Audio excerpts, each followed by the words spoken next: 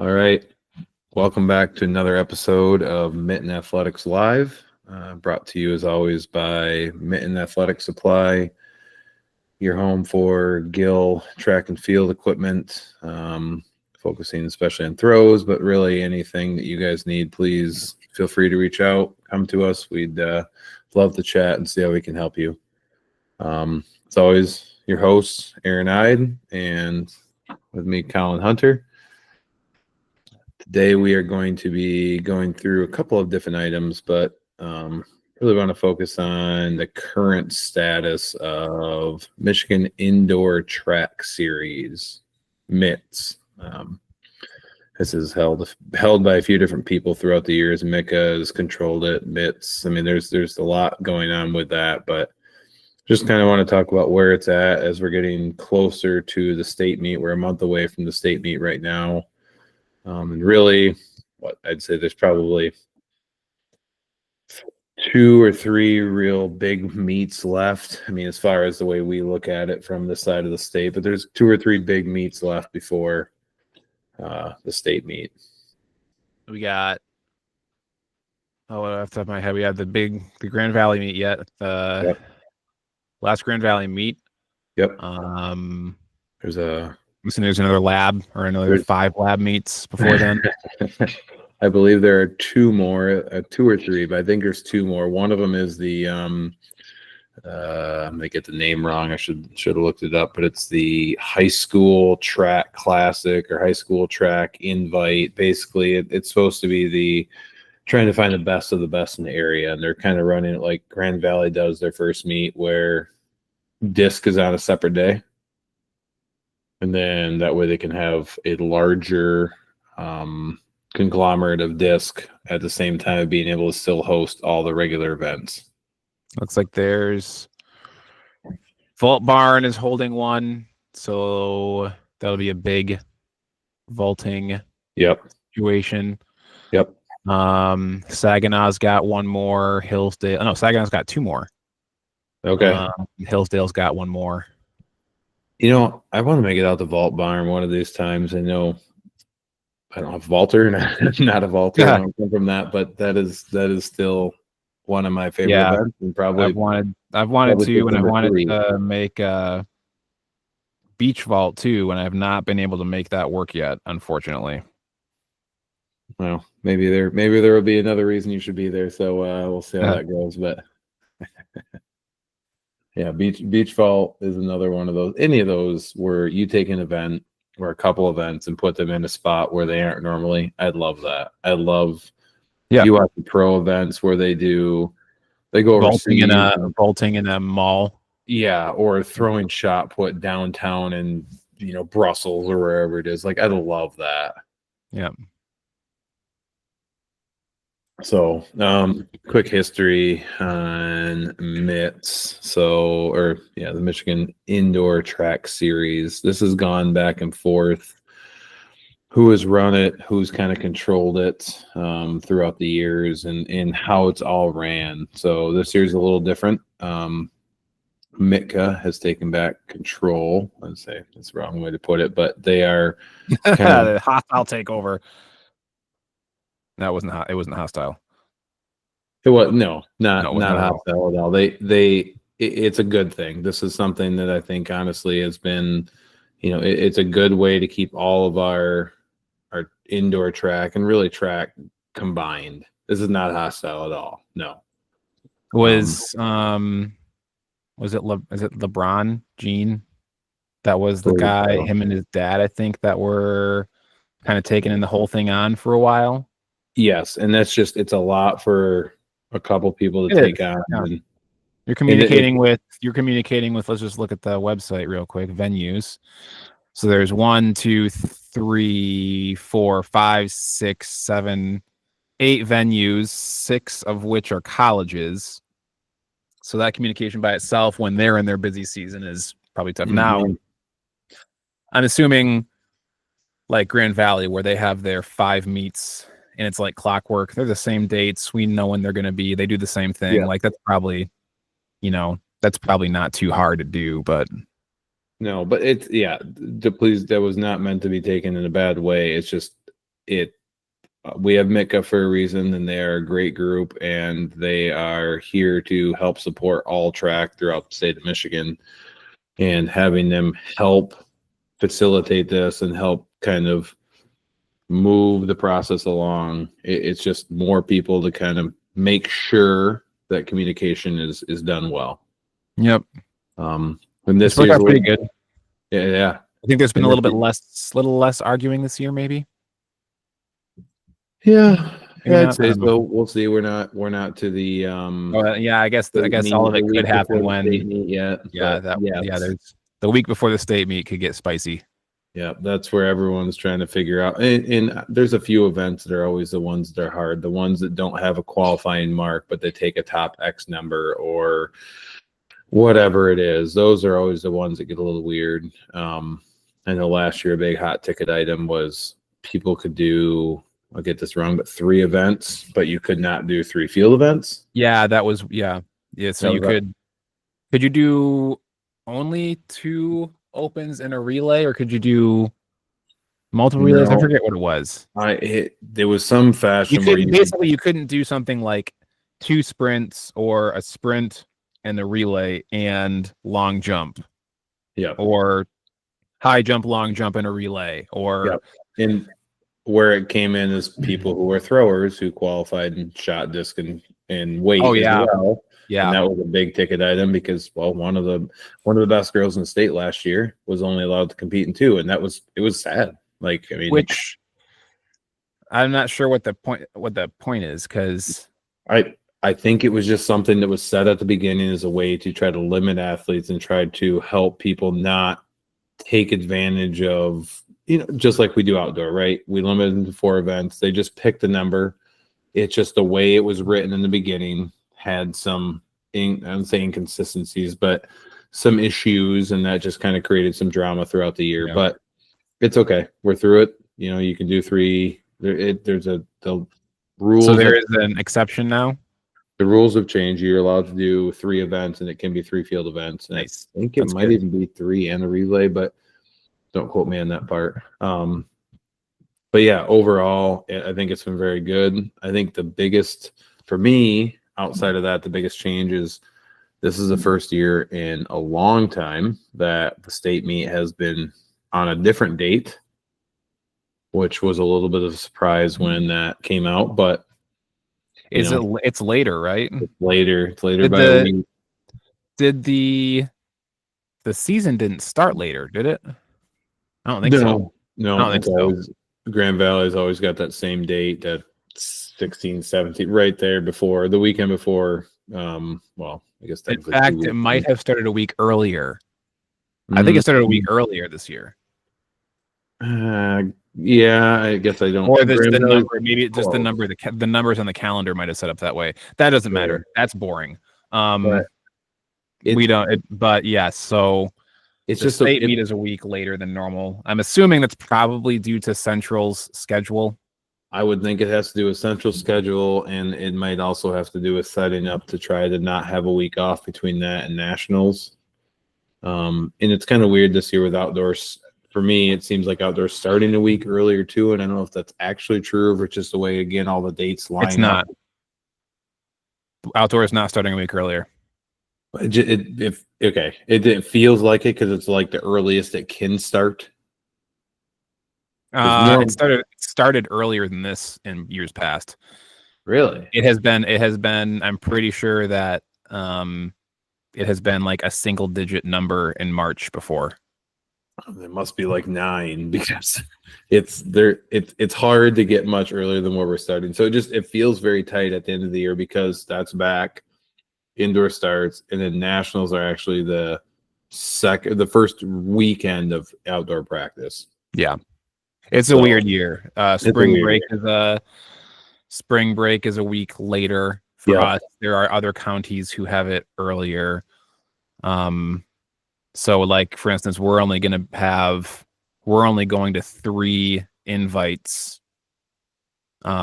before our conference meet this year. So that's different. It feels compressed. Yeah. the whole thing feels compressed. But again, it's a like everything in track, weather-wise, everything else. It's a punch. We roll with it. It's no big deal. Everyone's dealing with the same stuff, and here we are. So before I go down too big of a tangent, just on schedule, I'd like to go over a few. Just I don't know, just kind of look through the list a little bit and kind of highlight some performances / some people who are setting themselves apart, if you will, from the groups.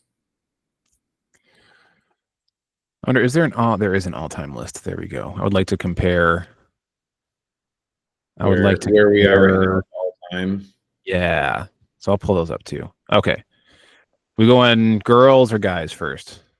Oh, let's start girls. We're going girls first.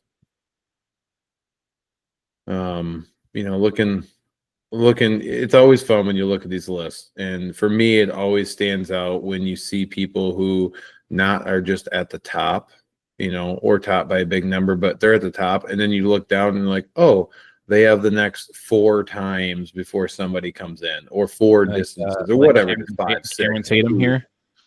Exactly. And she would be she's tied Grace Stark for the 3rd fastest 60 in Michigan history. Yeah, and that's amazing to sit here and look at, because that makes it go, okay, that wasn't one race. That wasn't just getting in the right situation or anything else. Right. That is 740, 749, 752, 754. She's legit. Yep. And and then you go down, okay, 740. Oh, and 2 of them. Okay, so she's an 11th grader. Nice. 2 of those, so her 740 and her 749 were in the same meet. So one of those was in prelims and one of those was in finals at Michigan. Yeah, which is crazy. What is it? Yeah. H? They have it up here with the H's. No, they don't. I wondered if that had anyway. But then, a weekend before, she does a 52. And beginning of the season, she's 54. So, I mean, that right there, she's dropped from 54 to 40 in the season. Like, but you look at it, that's going to be a heck of a race. You go, even if, you say that you assume she has a race like that and she's, a front runner. You got 56, 60, 60, 66, 67. Like, those are all who comes on the day. You're talking hundredths of a second. Oh, she does have a 400 time too. That's awesome. So she's also gone 24:10 in the 200 and just had her 56:68 in the 400. That's nothing to balk at. Yeah. Let's see. Is she on any relay? It doesn't tell us. I don't know where. Oh yeah, she's on the top 4x2. Michigan Mustangs. Okay. 130 and 139, 82. They had a good meet at Michigan. There was even the guys had. I sat behind the stood behind a couple faster than our girls, and our girls aren't exactly slow. Yeah, but that's west side of the state versus east side of the state for you. Yep. Yeah, and I stood behind a couple of their coaches when a couple of the guys are running. I think it was a 2. Nice, and she's on a 355 4x4. That's good. Yeah. Yeah, it is. Okay. All right. What's next? Well, while you're looking for some running stuff, I'm gonna jump down. I'm gonna go throws. I want to highlight a pair of girls here. Just it's crazy what is happening right now and hasn't been seen in a lot of years. But Zielinski out of Traverse City Central and Stuyvesant out of Montrose are a pair of sophomores that there's only been a couple girls in the history of Michigan who have gone over 50, and she's a sophomore, and she's the number 1 sophomore in the country, I believe. But yeah, she's gone 50 foot 10. Oh man. And the top 1, 2, 3, 4, 5, 6, 7 distances. And then you get into Zelensky, who man. holds the top discus mark. And it's like, that's a pair of sophomores right there that remind me a lot of the Mary Angel and Allison Lusky time. Well, and you can also throw in a handful of other people. Shillito was in there, and so was Tia Brooks. I mean, there's that was a fun time in Michigan too. That was 07, 08, but this is a whole nother level. I mean, having sophomores at 138 and 50 foot, that's just, it's ridiculous. It's ridiculous. Awesome to see. Love it. I like that it shows her series in these two, if they're I available. know. They cool. they do that sometimes when they're like, if there's a big series, they'll show that, and I love that. 46.5, so her top meet at 50 foot 10, 46.5.5. Oh, she scratched, foul, 46.5 and a half, 50 foot 10, foul, 47, 3 3/4, 48, 10 and a half. Yeah, it's crazy. We were fortunate enough to see her a couple meets ago. Actually, it was this 48-2 at Ypsilanti. We saw her throw there, and it's. I mean, the marks are real, right? But it's legit watching her throw. It's crazy. Same thing watching Zelensky throw disc. I mean, watching a 138-foot discus thrower indoors as a girl, it's unheard of. I mean, your indoor marks versus your outdoor marks should be significantly less, just because you hit a big mark in wind. That's a big difference. Oh, that's right. The wind. Okay. I mean, if you put a good discus throw in the wind, you could be talking that 138 could be 158. So to go 138 indoors is there any part of being like feeling cramped inside contributing to smaller distances in disc? There is a little bit of that, especially like, height wise. And I've seen some discs that have been dang close, and LAB does a good job with how big their facility is. But I've seen some heights where you're like, that might hit a beam, and you're like, fixture. No. So, there is some of that. And, there is always the thought of throwing on a wood circle is not the same. Throwing when you know that people inherently don't pay attention, and when you put it indoors and it's even more cramped and people don't pay attention, it's in your head. Like, am I gonna hit somebody like that? It's in your head. So, but shot put, you've got, so Stuyvesant has the top all-time mark now. Mm-hmm. That's cool. Mm-hmm. It's very cool. Very cool. Is it cool that I have where does that been around? I've been around for all of the top marks all the top. That's impossible because you can go back, but there's one from 1984. The top 4 distances, probably. Maybe not just indoor. I'm just talking about in the state of Michigan. Oh, okay. I mean, you start looking at and I forget her name. There's some distances on here from, let's see, 1989. That's 1, 2, 3, 4, 5, 6. That's a 6 mark. 1989. Yeah. But I'm assuming you have Aliski on there. You have Tia. You have Mary. You have. It's true. I'm going to forget her name. Mary Angel is 1, 2, 3, 4, 5. Yep. Malin Smith. Yep. There we go.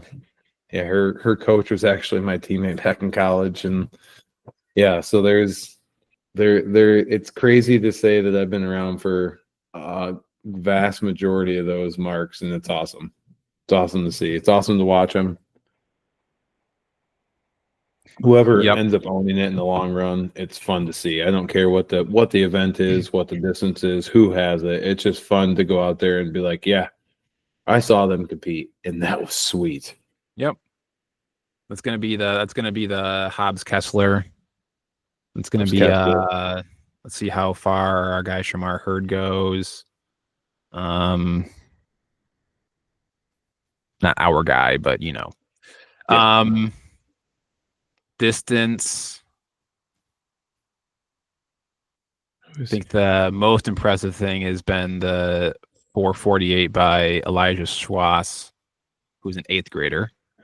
Talked about that a little bit last week. Yeah, Then we did. Lewinsky, she's the top senior, 449.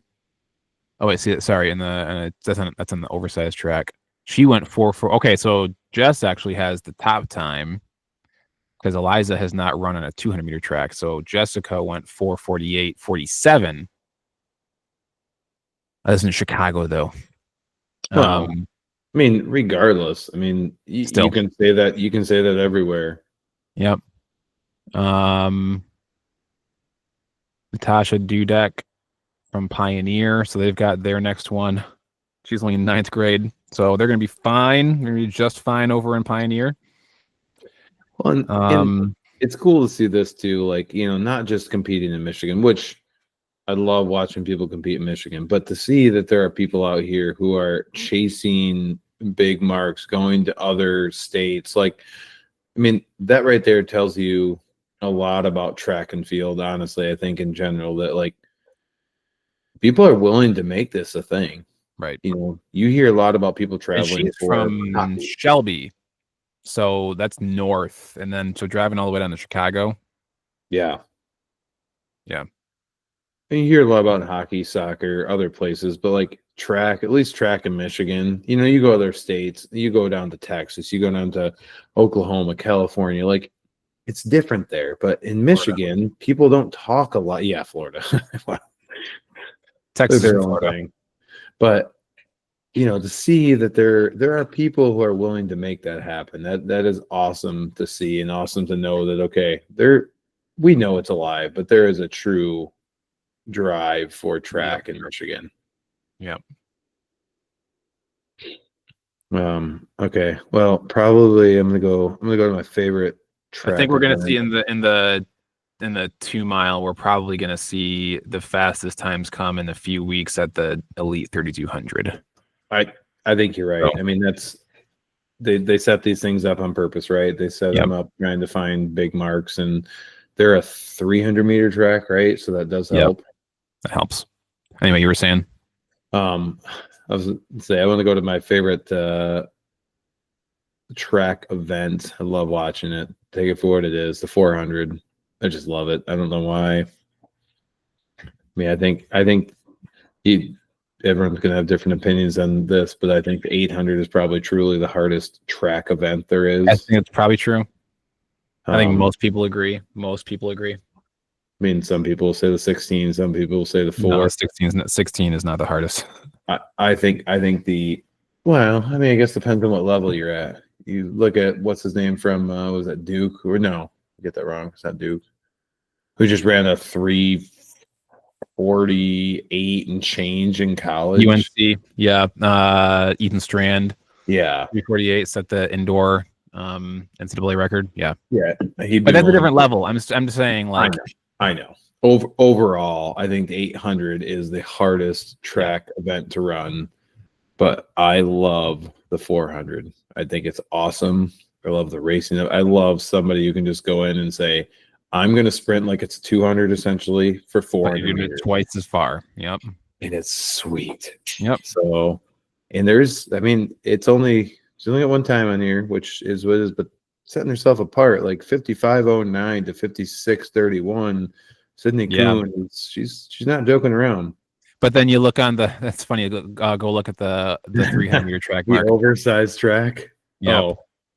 So for the first one is 200-meter tracks. The oversized track means 300 meters, right? Yeah. So then you got Nevaeh. The exact opposite. Yep, exactly. Well, not exact opposite. It's only the difference of 0.1 there. Yeah. Yeah, you're right. So Sydney's saying, hey, you put me in a 200, you put me in a 300, you put me in 400. I want to run that time. Right. Sydney, and then Nevaeh's like, yeah, you know what? That bigger track is nice. Right. Oak Park. Let's see how many. See 1, 2, 3 Oak Park girls in the 400 here. Going down a path you don't want to go down. That's there's a reason why we picked them as the favorite to win the state meet this year. Yep. Yeah. 800, we've got a 206. That's fast. Well, yeah, That's fast. yeah. Yep. 206 Onstead. That is there's a his name wrong, but he is Ooh, so a Forsyth has the record in the 800 at 206.30. So let's see what is. Oh, that's number 2. Emery Ross got the number 2 time. Hmm. Hmm. So that was at the It's show. got the splits on there too. That's awesome.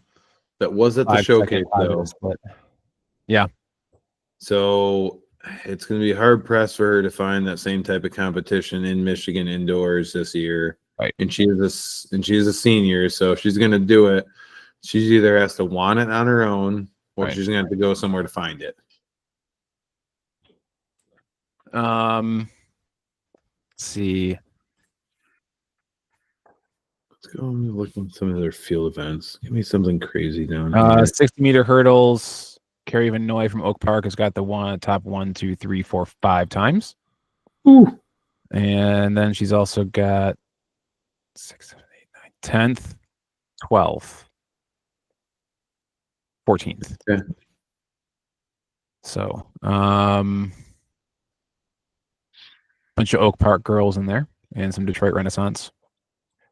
Not surprising. Yeah, field events. High jump, 5.6. Few 5.6s. Going to long jump here at 18.7, but there's Look at that series. Even at 17.11, yeah, 17.2, 17.5, 18.7, 17.8, 18.1 and a half, and a foul. Oh, and forgot to mention she's a 10th grader. Oh, Just don't forget that piece. keep her healthy, But- and you're gonna have something special here. Let's not. I don't know what the series was because it doesn't show, but you can't give up on Gwen Phil right below, also a 10th grader at 17.11. I mean, you have 2 10th graders going 18.7 and 17.11. Like that's and a freshman going 17.7. Oh, hey, no pressure, but she's in our conference. That'll be fun. That'll be fun. Yeah.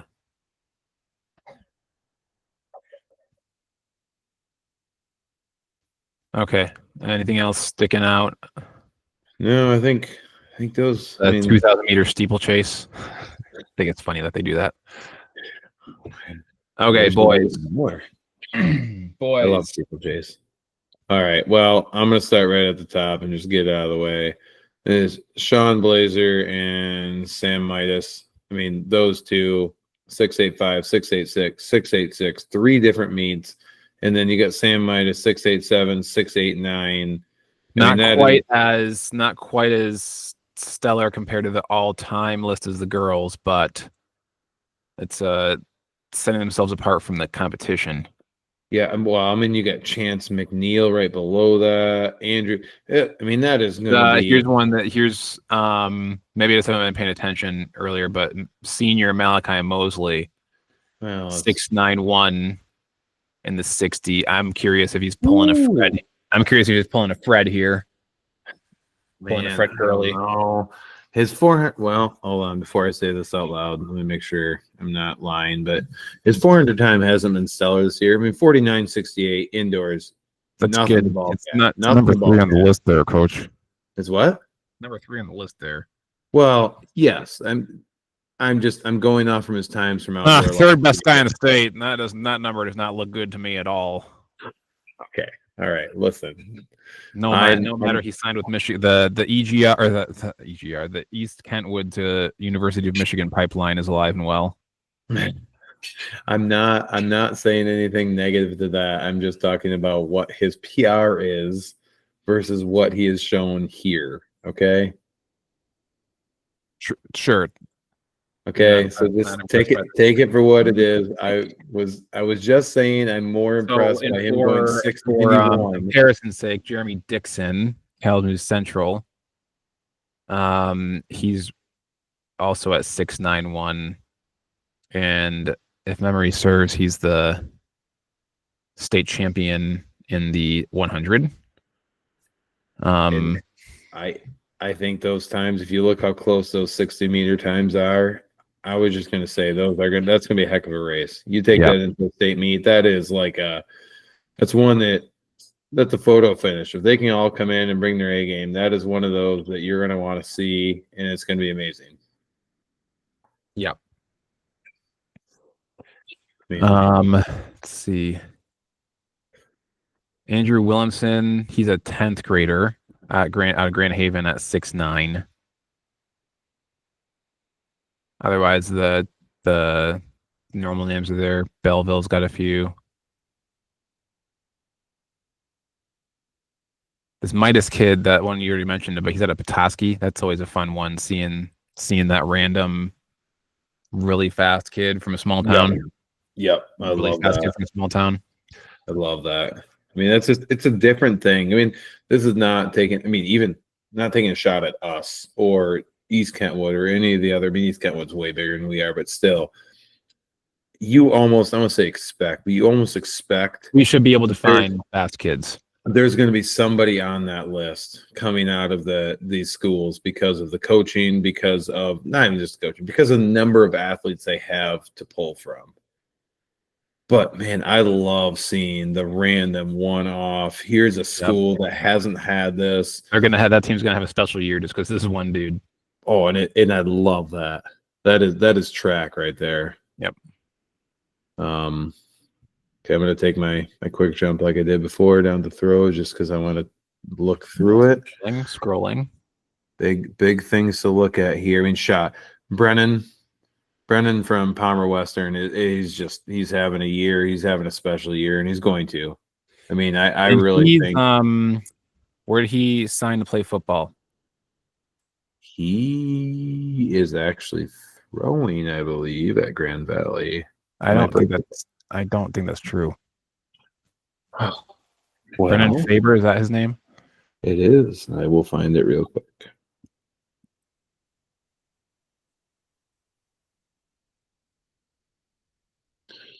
Brennan is signed for track and field and cross country. Odd signing for Grand Valley. He's following the group of people. Okay. Okay, so you look at this list. Maybe somebody else. Maybe. Well, if you look at this list, you have him going to Grand Valley. You have Liam, who is far and above in weight. I mean, you can go down, same thing, shot. You go down to weight. Liam, the case is, I mean, he is a unit when it comes to weight. He looks good. He works well. He's a 4-turner. Going back to talking about earlier, 2-turn versus 4-turner, 3, but he's a 4-turner, and he's going to Grand Valley. He's bringing a lot. He hit one last week, and I was not by the cage. I was by the at the field end, and I saw him hooting and hollering, and then I saw the actual throw on Instagram afterward. I mean, it's a big one. Look at his top 2 marks, and that explains everything you need to know. He went and competed hard and PR'd big on the 25th, and then said, "You know what? I'm good. I'm going to go today, and I'm going to go PR by another 3 all right, feet." So he PRs at 71.3. That's the one I saw at Grand Valley a few weeks ago, and then 74 5 3/4 the very next day at Hillsdale. That's crazy. Now, I wanna make this going back. I made a big deal of them going to Grand Valley, but going the other way here, you go back to shot number 2 in shot right now, 58.8 for Riley Gelder-Bloom, Comstock Park. He's going to Davenport. You go down that list, just a handful more. A little special place here. Nolan also going to Davenport next year. I mean, there's a couple of local schools on there that are picking up some good athletes.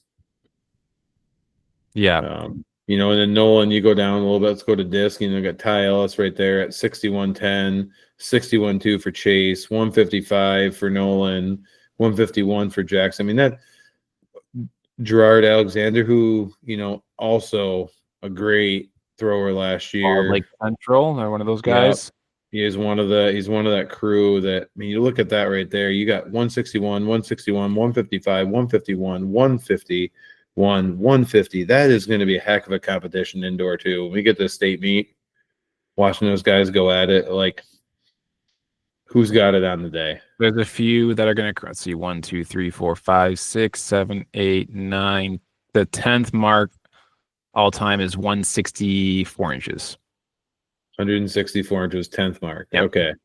I think you see a couple people knock that down. I think that 10th mark by the time you're done with the state meet is closer to 161. Ooh. I think you see a couple people knock that down, and and I'm gonna, while we're staying right here, I'm gonna drop back down to the wait list. I just want to quick as we talk through it. We got 74, 868. Brennan again coming back from shot, going 64, 11 and a quarter in weight. Amazing. Mason Maine, he would have he threw weight first. So so Brennan threw that 64, 11, and then he went to his main event. Yeah. Through see what his there is which I know that me stumbling around here is just in ripping. shot. So his main event GVSU number 2, where is that on here? So he followed that up with a 60-foot 4 3/4 in shot. Yeah, which is unbelievable. And then I believe who you were talking about earlier, Mason Maine.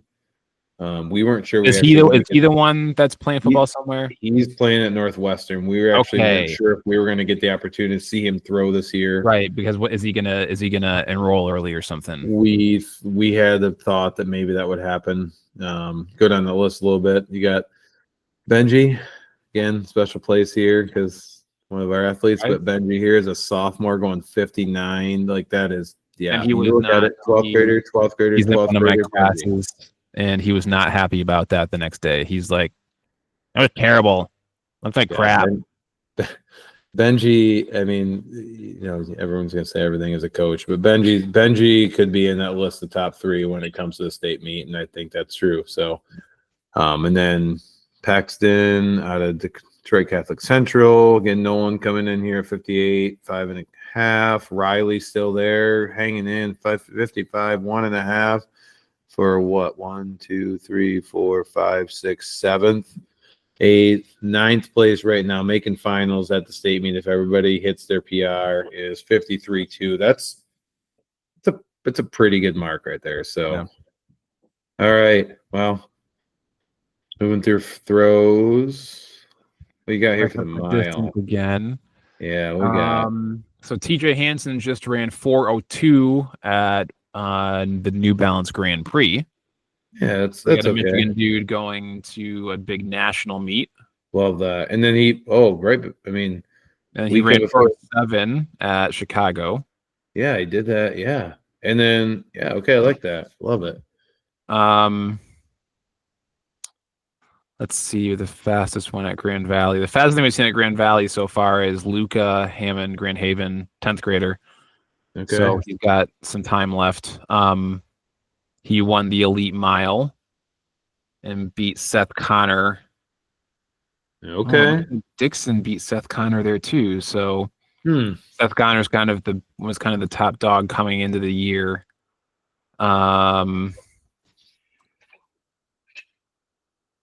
So I always see the Grant Fisher record, right? And then when we only run 4:16 and get all disappointed, I forget it's Grant Fisher. Come on.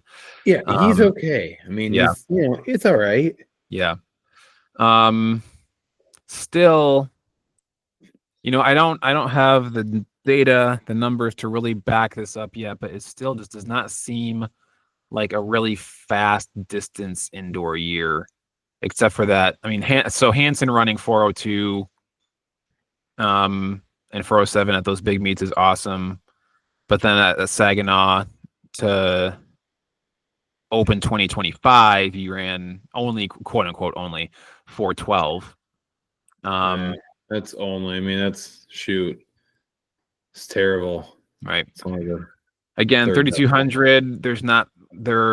Hasn't been many of those races, so the fastest mark we see right now is 9:25. But I'm assuming we're gonna go. I would think we'll see something sub 9:15 in a few weeks here. In fact, You think by Jack or you think somebody else? I mean, you got a couple there. No. Let's see, 3,200. Who's in that list that you expect to? Hansen. So Hansen ran 8:48 last year. And he doesn't even have a mark on here. Okay. Right. Okay. You'll see Seth Connor run really freaking fast. You'll see Luca Hammond. It's the top guy. It's the top few guys in the 1,600 list. Well, it's always hard, indoors, one of those things that gets weird because it depends on what sport they do in the fall, depends on how they're recovering. I know what all of these guys are doing in the fall. Okay. These ones, we know what they're doing. Okay. They're running an extra 2 miles. Okay. Sure. They're finishing. Yeah. But how did they come out of the season? Are they hurt? Are they recovering? What is their right? True 800.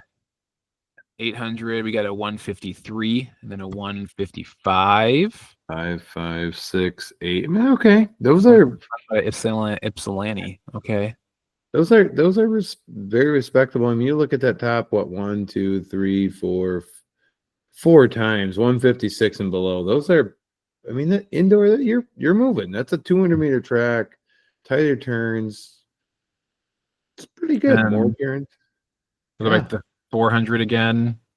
Yeah, this is. You've got is that the top 10? 1, 2, 3, 4, 5, 6, 7, 8, 9, 10. Yeah, 10 guys under 49 on this list right now.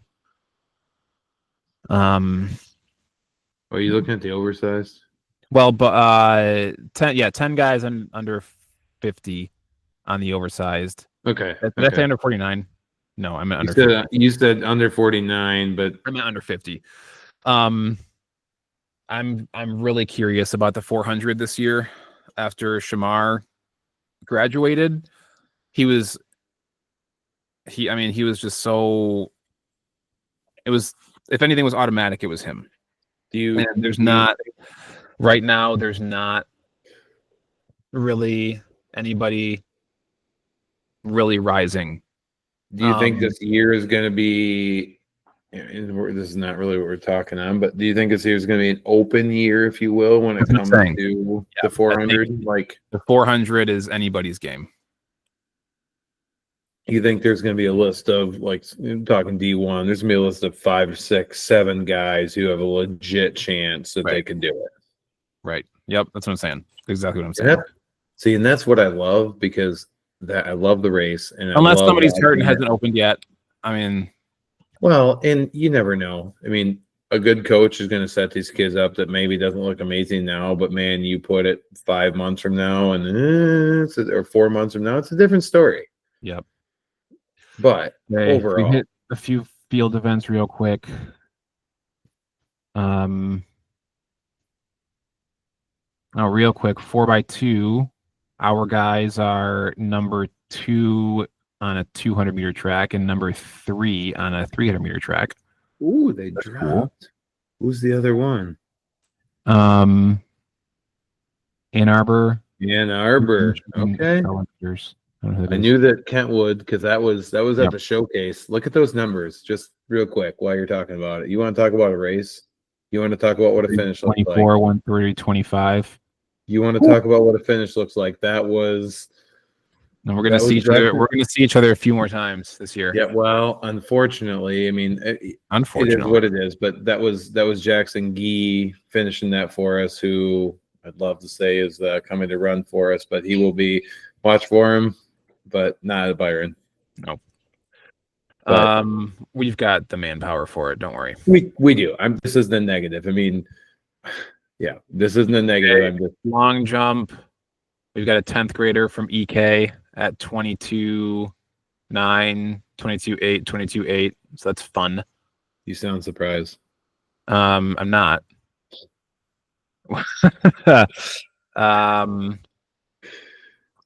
Vault. Here's I will five say, guys above 14. I will say the one spot I don't want to say I'm surprised, but a little surprised on is that Reese at 14-3 hitting it early and not much sense. And like maybe he's practicing. Maybe we're all of a sudden going to see him come out. Yeah, well, I know he's practicing, but all of a sudden we're going to see him come out at a 15 or I something. think his dad knows what he's doing. Oh, no, he's got some experience. but that is sure, I think that they're cool. Good, hit the mark. They're not a concern. I just little surprised it isn't a little higher. But high jump 6'7", 6'6". 6'6". Another Wild Lake Central. Okay, Central, not the throwers are from Central. Central. Okay, so they've got their guys on top of high jump. So, I mean, there's probably maybe there's a bunch of jumpers playing basketball right now, but they're together. How many throwers do they have left over? 2, maybe. Okay, so they got 2 throwers and a jumper. Let's see what else they can pull out this year. And is that kid on the? Like, it is not on the long jump list. Okay. All right. Is there any other big things we want to touch on when it comes to current status? I'd like to do this one more time. Maybe not quite as in depth, but I'd like to go through it one more time. Maybe the week before. The state meet. Just sure. Yeah. Compare. See what's happening. If anybody has going into the state meet. Yeah. Sounds good. I do want to thank Jeff. Thank you to Jeff for putting this out. I was afraid something happened to Jeff because we hadn't heard anything from him for a while. Usually he's on these lists really quick, but I asked Norm, and Norm said that he's been busy writing stuff for, I think, TNF News or something. He's been deep into all the NCAA transfer business. Yeah, he's amazing.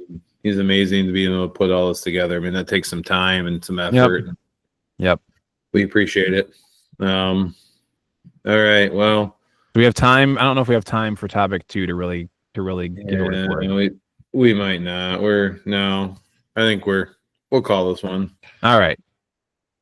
So yeah, it's it's just a good insight of where Michigan's at currently indoor and what's coming up. And I think what I want to do next with this is, obviously I recognize a bunch of the schools, but there's some on here that I'm not sure if they're what division they are. So I think I might want to go through here and just make notes on who's in what division.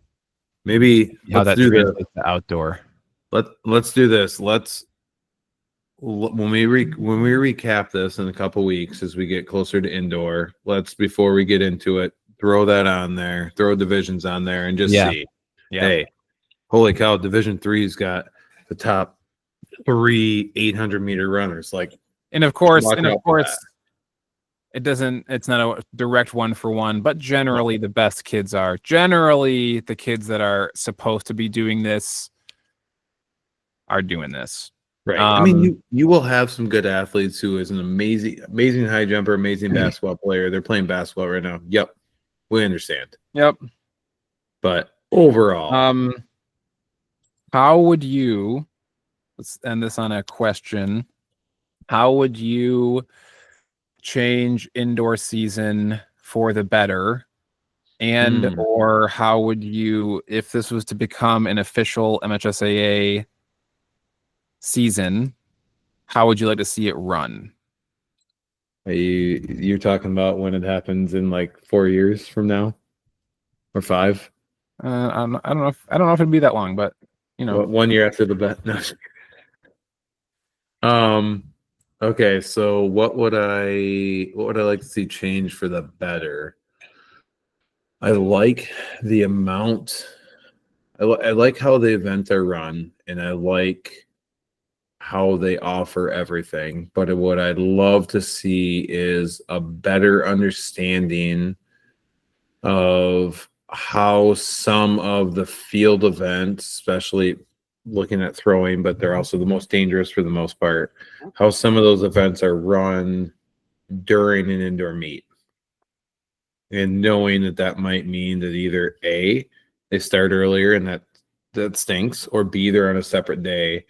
But I look at discus, especially after going to a few LAB meets, and every year they do an amazing job. This is not a negative against them by any means. This is a knowing how dangerous discus can be indoors, and knowing that it can be hard to run a proper meet, get everybody the throws they need to get, and keep everybody safe.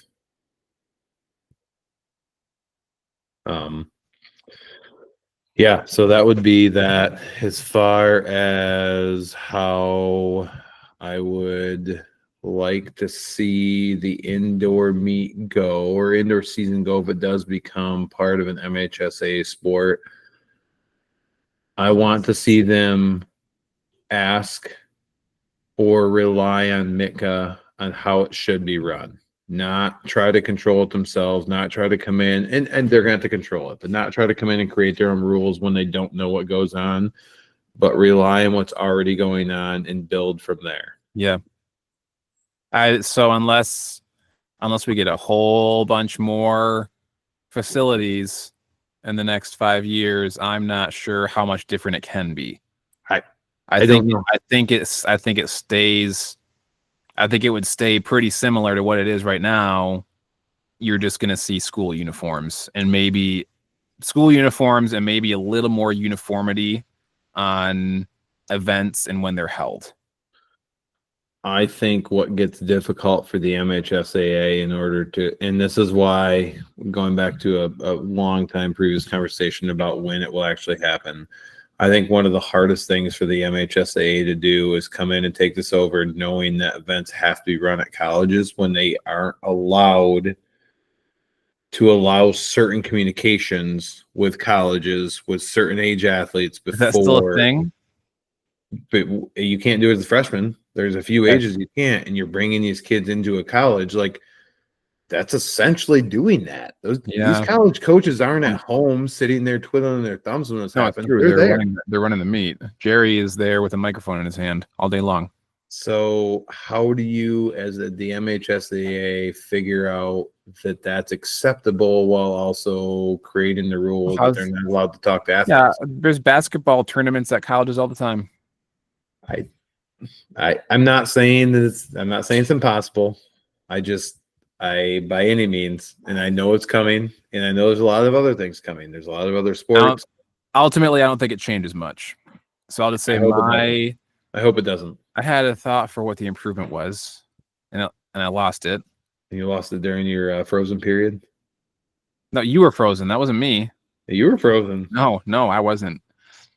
Hey, the recording's on my end, so everyone's going to see you're frozen. That's all I'm saying. Sure. All right.